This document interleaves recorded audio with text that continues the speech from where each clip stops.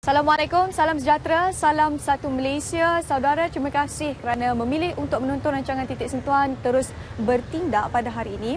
Baik, seperti biasa untuk setengah jam ini kami akan ketengahkan dua paparan untuk anda semua, iaitu Bumbung Retak Menanti Jatuh Siri 2 dan ada Sekelumit Harapan. Pastikan kesetiaan anda bersama saya Syuhaidah Arifin dalam Titik Sentuhan terus bertindak.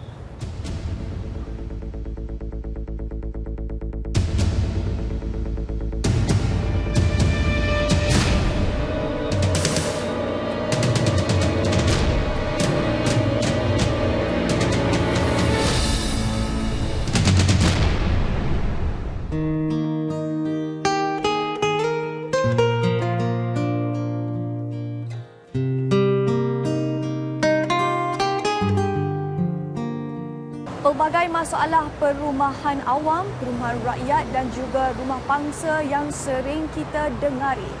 Ada yang segera diselesaikan dan ada pula yang berlarutan seolah-olah tiada jalan penyelesaian. Sampah, longkang, bumbung pecah dan juga bocor menambah lagi senarai aduan yang kami terima. Kita bersama dengan wartawan Muhammad Syamsul Ishak meninjau Taman Kem Pelabuhan Kelang dalam Bumbung Retak Menanti Jatuh Siri 2.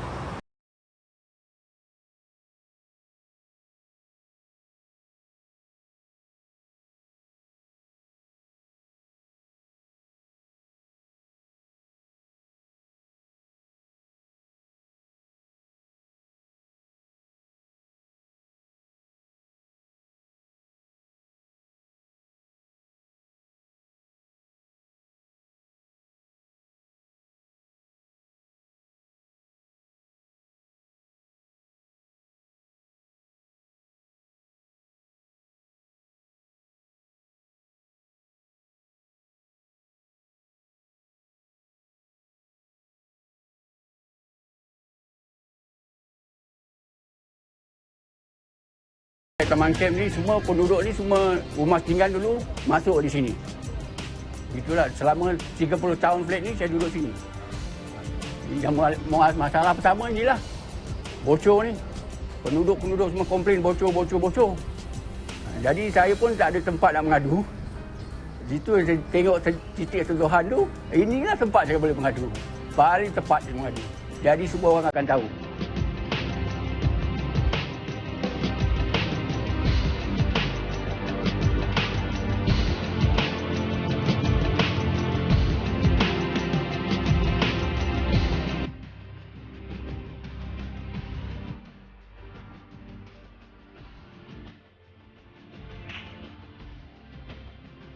Benda yang pecah ni kita kadang takut kita nak keluar sebab kita nak macam longkang kalau sumbat apa lubang apa saluran air sumbat kita nak keluar pun rasa was-was nak keluar.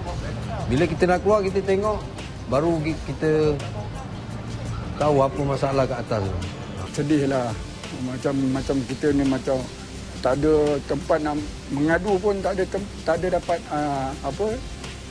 pertolongan lah. Kita macam orang macam kita ni macam orang terbuang lah macam tu macam tak ada siapa nak kesian sama kita. Tengoklah keadaan kita di sini macam yalah keadaan kita macam ni, orang macam ni kan selalu dia orang tak ada ambil tahulah.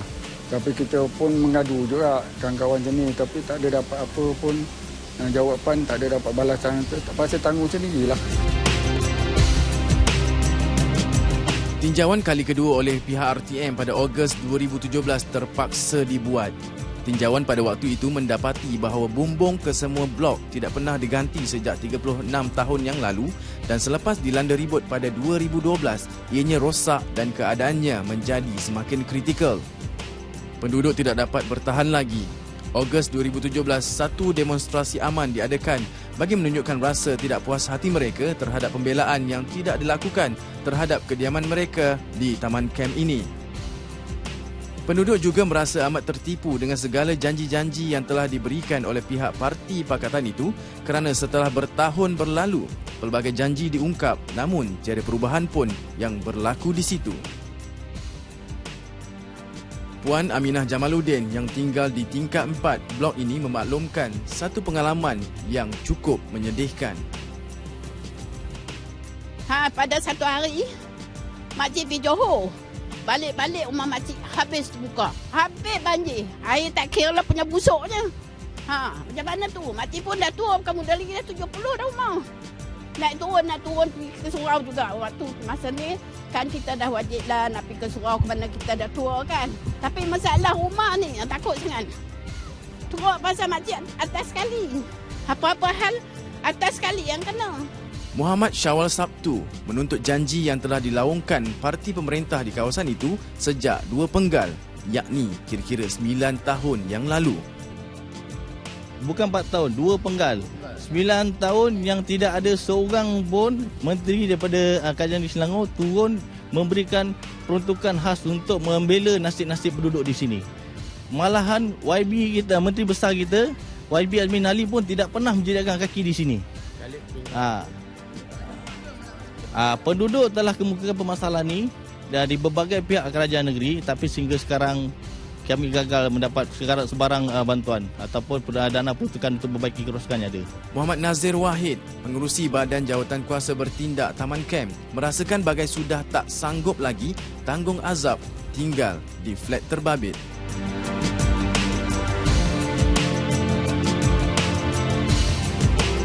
Secara peribadi memang saya tak selesa lah, apatah lagi orang-orang yang duduk bahagian atas yang terpaksa bergelumang dengan hama, najis burung merpati dan sebagainya. Keselamatan bila hujan rumah banjir. Tak termasuk lagi keselamatan budak-budak yang lalu bawa bumbung jatuh. Sehingga belum ada kematian je. Sampai nak tunggu kematian berlaku baru nak ambil tindakan ke? Timbalan Ketua UMNO bahagian Kelang, Datuk Seri Rajesh, memaklumkan usaha yang sudah digiatkan lantas memberikan harapan kepada penduduk. Mereka insya-Allah akan datang melawat selepas Hari Raya Haji dan peruntukan khas akan diberikan kepada.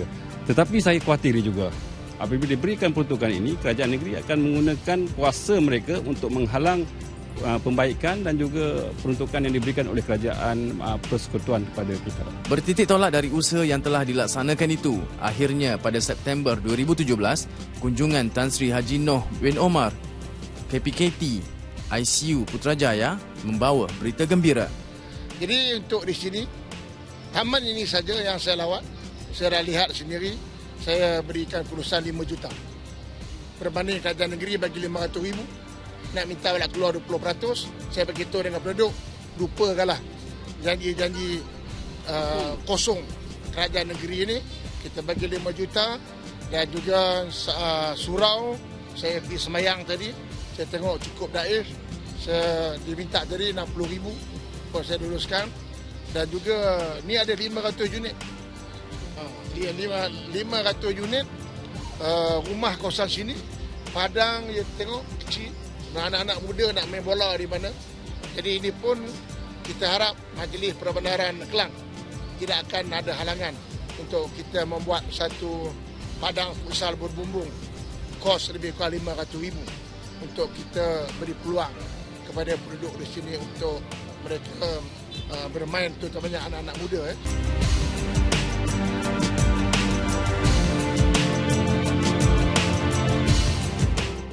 5 tahun satu kali saja jumpa dia punya muka. Betul ini. Kalau ada Haili yang betul jaga kita punya kawasan, jadi wakil ke sini, saya sokong dengan barisan. Betul saya cakap. Masalah kita banyak. Siapa yang jadi wakil sini, jumpa kita punya masalah, dia boleh sokong. Saya pun, ahli-ahli mana satu penduduk-penduduk semua pun boleh sokong sama barisan. Gembira. Memang gembira. Sampai sekarang saya pun belum makan, saya tunggu dia juga. Saya mau minta sama dia. Saya bersyukur kepada Allah dengan adanya Datuk ni datang beri bantuan sebanyak 5 juta. Alhamdulillah, tak terhingga saya nampak terang-terang akan dapat perubahan yang kita harap-harapkan. Alhamdulillah, saya bersyukur. Kita orang yang, kita jangan seperti kacang lupakan kulit. Orang yang tolong tu kita mesti ingatlah jasa dia. Orang yang buat macam kita tu, kita tengoklah macam ada perubahan. Kalau dia ada perubahan, kita ikutlah. Kita sokong. Kalau dia macam itu ya, takkan kita nak sokong. Apapun masalah ini adalah masalah keperluan asas yang tidak sempurna dan membahayakan. Soal keselamatan dan nyawa penduduk sepatutnya menjadi keutamaan, berkeadaan baik dan diperbaiki segera. Kemudian saya tengok jadi keadaan persekitarannya cukup tidak sejahtera, nyamuk pun banyak, tikus pun banyak. Jadi bagaimana saya sendiri tak sanggup lah. Saya tadi meleleh mata saya melihat orang hidup dalam keadaan yang cukup tertekan seperti penduduk di kamp, di taman kamp ini. Dan saya lihat mereka ni telah dapat peruntukan, diluluskan peruntukan 500,000 oleh kerajaan negeri di bawah skim ceria. Tetapi saya tengok surat tadi, dia minta penduduk bayar 20%. Jadi kalau 500,000, 20% kat 100,000. Semoga kelulusan ini memberikan sinar baru kepada penduduk taman kamp ini yang pastinya telah lama menderita. Laporan Muhammad Samsul Ishak, Titik Sentuhan, terus bertindak. Dahulu dirinya tempat bergantung harap keluarga, namun setelah ditimpa kepayahan, dirinya diibarat sudah jatuh ditimpa tangga.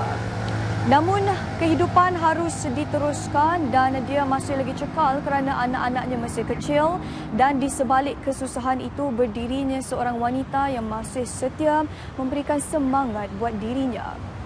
Wartawan kami Rozaihan Abdul Rahim mendekati keluarga malang yang dimaksudkan ini di Kapar Kelang. Kita ikuti segmen Sentuhan Kasih dalam Ada Sekelumit Harapan. Langit tak selamanya cerah. Nikmat yang dikurniakan ilahi tidak selamanya mampu dinikmati. Namun apa yang berlaku pasti ada hikmahnya. Abu Bakar, 33 tahun, terpaksa akur dan reda dengan suratan yang sudah pun tertulis buat dirinya. Atas masalah kesihatan, dia hilang daya penglihatan sejak 3 tahun yang lalu. Abu Bakar dilahirkan normal. Kehidupannya sebelum ini sama seperti insan yang lain. Dia berkahwin dan dikurniakan cahaya mata. Dia juga sempat melihat 2 orang anaknya. Namun takdir sudah tertulis, dia tidak sempat melihat wajah anak ketiganya. Abu Bakar mula menghidap pelbagai jenis penyakit sejak usia remaja. Penyakitnya mula melarat dan pada tahun 2014, akhirnya doktor mengesahkan bahawa kedua-dua matanya tidak lagi dapat diselamatkan. Sebelum ni saya bekerja sebagai berniaga sendiri. So kita tak pernah kerja dengan mana-mana factory ke apa semua, tak ada. Kita berniaga sendiri je, buat roti canai, berniaga jual air kat pasar malam. Lepas dah kena sakit buah pinggang ni, saya ada penyakit kencing manis, darah tinggi, buah pinggang, saraf, mata, dan penglihatan saya dah tak ada selama 3 tahun ni. Berpunca daripada kencing manis lah yang tak terkawal. Jika sebelum ini dialah ketua keluarga, tetapi setelah dilanda musibah, dia kini tidak mampu berbuat apa-apa. Sebaliknya, tugas menyara keluarga terpaksa diambil alih oleh isterinya. Dengan anak-anak yang masih kecil, apabila dilanda musibah sebegini, mereka buntu bagaimana untuk meneruskan hidup. Sebagai tunjang keluarga, Abu Bakar terpaksa telan walaupun pahit. Hari-hari dilalui dengan penuh kesabaran. Dengan usia yang masih muda, dia terus tabah. Dia tangkap by step, ikut anilah sikit-sikit. Mula-mula dia tangkap saraf tu, lepas tu dia punya mata problem, darah tinggi pun dah ada, mula start dah ada, darah tinggi pun dah ada. Lepas tu tak sampai 2 tahun, lepas tu baru kena buah pinggang. Mata dululah. Mula-mula kena dapat tahu tak nampak. Mula-mula dapat tahu tak nampak tu rasa macam tekanan, memang stres. Memang tekanan bagi dia dan bagi saya juga.